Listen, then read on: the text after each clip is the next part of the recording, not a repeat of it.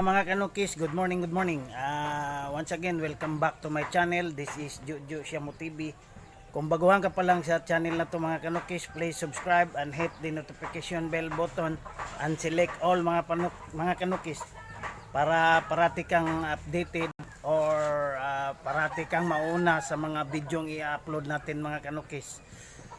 So yung episode na to is useful din to sa mga newbie mga kanukis. I am not disclaimer lang ha, I am not promoting any product. So itong pinapakita natin ngayon, based in my experience lang to. Ito yung nagustuhan ko. Lahat naman ay available sa market ngayon ay talagang magagaling, pero sa magaling may isa talagang pinakamagaling, hindi pwedeng patas. So ngayon mga kanukis, yung topic natin ngayon mga kanukis is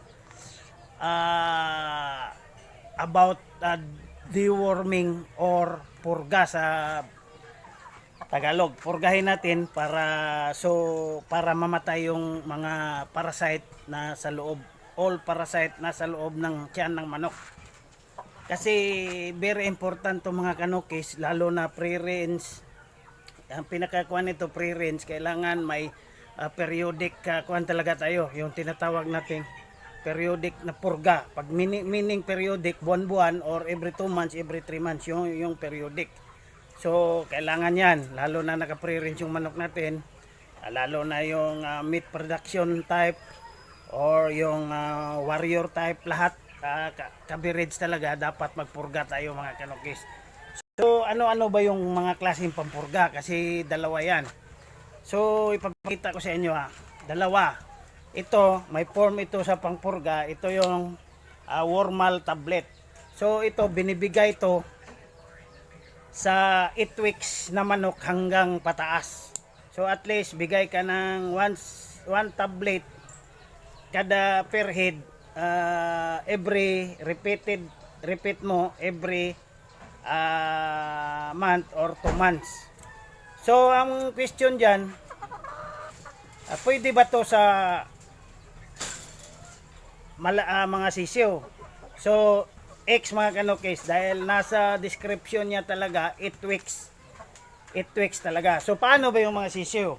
May isa din tayo dyan, yun yung topic natin talaga. Sisiw yung pupurgahin natin ngayon. So ano ba yung pampurga ng sisiw? So ito mga kanukis, Bastonero Plus, Excellence Bastonero Plus. So pwede to sa sisiw dahil water soluble to. I-mix lang natin sa 1 gallon na tubig.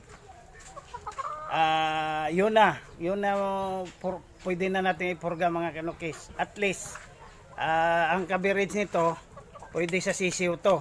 So ginagamit ko to sa 3 weeks old up to 1 month or 2 months. So kasi pag 3 months na, 8 weeks na, pwede na tayong tablitas. So ano bang pero ito pwede din to sa malalaki mga kanukis. Kita nyo man sa picture nya, may sisiw, may inahin at saka, so sa nababasa natin pwede siya sa malalaki, pwede din siya sa sisiw. Ito talaga hindi pwede sa sisiw, tablitas. So ano bang advantage ng dalawa?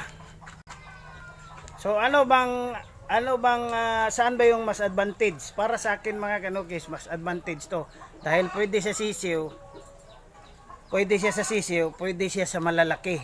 Ito siya, pwede siya sa malalaki lang siya, hindi siya pwede sa sisiw. So mas advantage to. Sa price advantage naman mga kanukis, mas advantage ito din to. 18 pesos. Marami ka nang mapupurga nito, sisiw hanggang malalaki. So siguro sa 1 galon, siguro kung 50 heads lang pwede. At the 18 pesos lang yung expenses mo. So dito ka 5 pesos or 6 pesos per tablet. So sa 60 pesos, sa 100 pieces mo nito, 100 yung pupurgahin mo, nasa 500. 500 ba? lagay 500. So mas advantage to, kaya ito yung ginagamit ko talaga. Ito. So ito ngayon mga kanukis, alam mo ba na na price sa presyo, sa dami ng manok at sa convenience. Convenience kasi ito gagamitin, compare natin dito. Kasi ito maghuhuli pa tayo. So paano kung naka-rinse yung manok natin? Huhulihin natin lahat at saka painumin isa-isa. Pero ito, pauhawin nyo lang yung manok nyo, itimpla nyo, sabay lagay doon sa rinse area, pwede na. So, para sa akin, ito talaga. I'm not promoting any disclaimer, ha. I'm not promoting any product. Pero sa nakikita ko, sa naobserbahan ko, ito talaga yung pinaka. Sa lahat ng magaling mga kanukis, may mag-excel talaga dyan. May pinakamagaling talaga. Hindi lang magaling, pinakamagaling. At saka may medyo hindi magaling. Yun yung ibig sabihin ko mga kanukis. So lahat na ito nandito na. So kung naka-rinse yung manok mo, compare sa tablet, hindi ka na maghuli, isa-isahin pa inom, pwede pa uhuin mo lang, lagay mo sa magtimpla ka nito 1 gallon, lagay mo doon sa rinse area. So sa sisiw, advantage siya, pwede na rin sa sisiw compare sa tablet or capsule, hindi pwede sa sisiw yon. So sa presyo, 5 yon, ito 18 pesos, pwede na sa 50 heads. So tara na mga kanukis, tuturuan ko kayo kung paano natin timplahin to at ipainom. So mga kanukis, ito yung before natin itimpla yung pampurga natin Bastonero Plus from Excellence. Ito yung ipapakita ko sa inyo kung ano yung pupurgahin natin. Ito yung mga kanukis, 2 months old. Saka itong dito, nasa running 3. Yung dito 2 months halo. At saka yung dito sa kabila, yan, mga month old. So ngayon, kung susumahin natin yan, bibilangin natin yan mga kanukis, nasa 30 pieces yan or 35 pieces. So gagamit lang tayo ng bastonero, napakatipid na dahil 18 pesos lang, nasa 35 pieces. Kung ipupurga natin yan sa tablitas, kung pwede man yung tablitas sa yung tinatawag nating yung sisiyo, pero hindi man pwede, rough estimate lang 35 times 5, malaki-laki din ang gagastusin mo compare sa yung bastonero 18 pesos. So yan, okay. So ito yung pinupurga ko talaga mga kanukis. Maganda to sa range, kasi hindi mo na hinuhuli, pinapainom isa-isa, uhawin mo lang. Tulad nito mga kanukis, uhaw na yan sila. So timpla na tayo. So yun, yan na mga kanukis, 1 gallon of water sana, pero para ma-purify natin 3/4 gallon lang yan. So titimplahan natin siya ng Bastonero Plus. Makikita nyo dyan, pwede sisiw, pwede sa inahin at saka sa tandang. So meaning general kuan siya, pwede for general use, unlike sa mga tablitas hindi pwede yun. 8 weeks tayo mag start doon. So ngayon mas maganda to.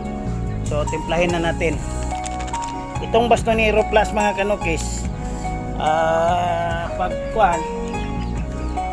Pagkatapos nito, nagpurga tayo nito. So after 2 weeks ulitin natin ulit, and then pag naulit na natin napurga, maintain na every month. Ito blue ang kulay nito mga kanukis, blue. Yan lang, ganyan lang magtimpla yan.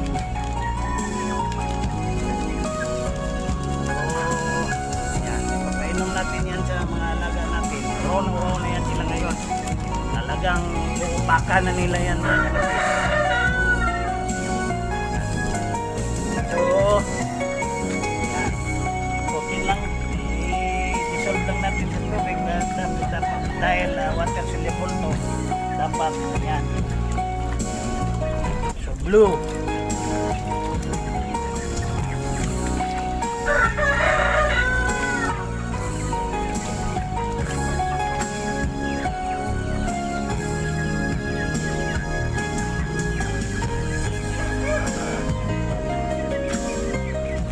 Yan mga kanugis, sinabi ko na kanina doon sa intro kung ano yung advantage at saka disadvantage kung gagamit tayo kung i-compare natin yung dalawa, purga sa tablitas o ito. So kaya ito yung ginagamit ko dahil mga advantage talaga tulad yan, no? So yan, timpla na mga kanukis. So ready to rumble. So dito banda unahin natin painom mga kanukis. Tingnan nyo, napaka-convenient. 4 sila. So lagyan natin. So yan, 4 sila. Oh, so convenient masyado. So dito yan, lagyan lang din natin. Siguro nasa 10 to sila or 11. So ganito lang maglagay. Alis ka dyan, alis.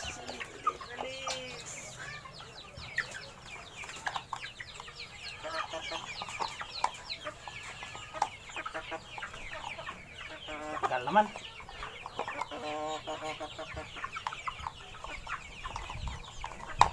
Yan. So ngayon, nasa 10 sila. Yung import mo dyan, madali lang. O yan. Punuin mo lang yan. So lahat na sila makakainom yan. Diba? So dito tayo sa kabila.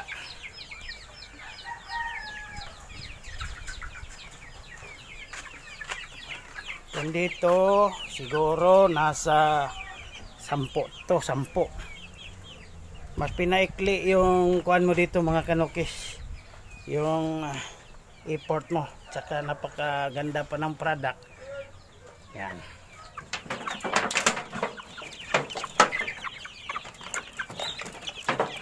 So yan sila mga kanukis yan. Yan yung mga manok na pupurgay natin yun. So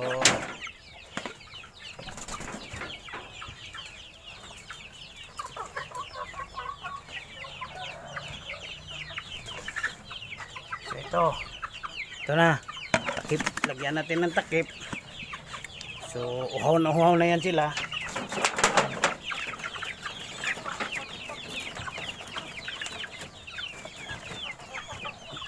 So kita nyo yan. So solve na yan sila. Dito tayo sa kabila, napakadami-dami nila. So yung import natin dyan, maglagay lang sa galon sa tubigan nila, saka yun na, tapos na. So yan,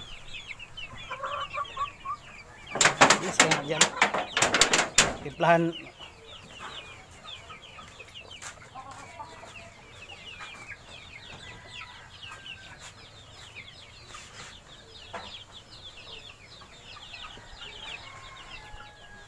So itong dito mga kanukis, punuin talaga natin to dahil napakadami nila dyan sa loob. Mga 30 piraso yan sila. So puno. So dapat lang pauhawin talaga para uubusin nila, hindi masasayang yung kuha natin.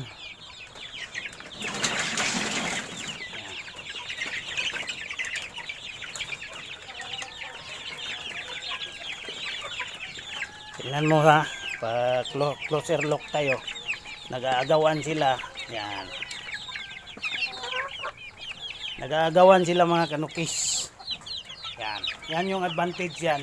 So yung import natin, kung pwede man yung tablitas dito, mas naliser. Kita. Pero yung effect, the same lang. Kasi quality din yan, kasi excellence. Walang produkto yung excellent natin na mahina. So ito, costly na to. Nasa 30 to 40 yung pinainom natin mga kanukis. Pero hindi lang umabot sa 18 pesos lang yung gastos natin. saka may natira pa.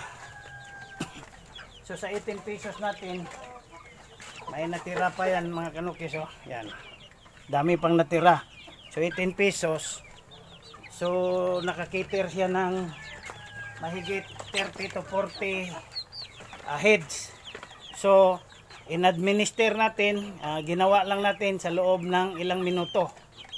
So siguro kung hinuhuli natin yan, wala na, matagal pa yan. Isa-isahin natin painom ng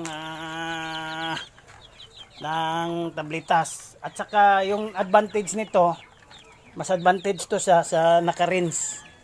Wala kasi tayong naka-rinse mga kanukis. Pwede natin ipainom yung iba doon sa naka-rinse. So kasi sobra man. So pwede man yan sa malalaki. May naka-rinse ako doon yung mga malalaki. Tapuntahan natin mga kanukis. So ito, dito pa mga kanukis.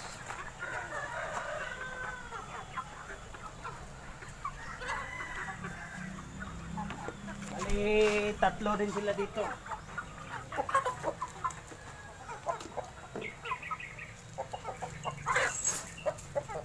So meron pa. So yung dito, yan.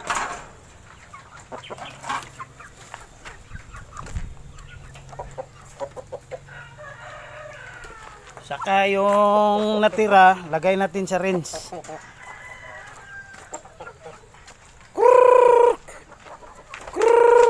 Yan. Yan. Pwede sa rinse. So, napadali yung buhay natin. Yan.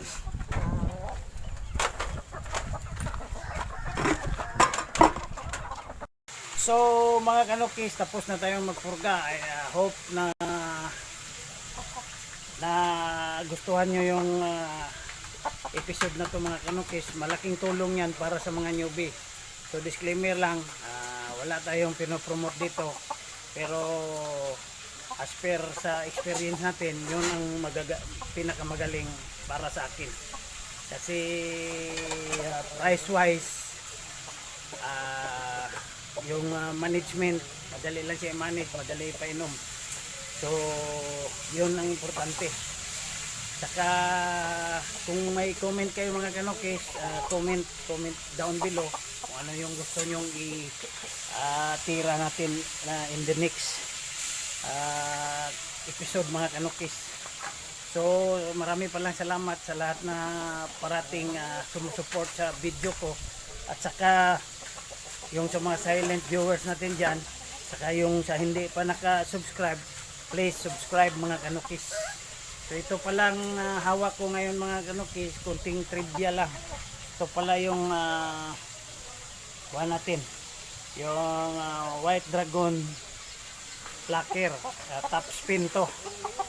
So White Dragon Plucker top spin, nasa 6 months, mga kanukis, US line. So top spin meaning all around puncher, hindi lang body puncher, all around. So sana mga kanukis nagustuhan nyo. So salamat.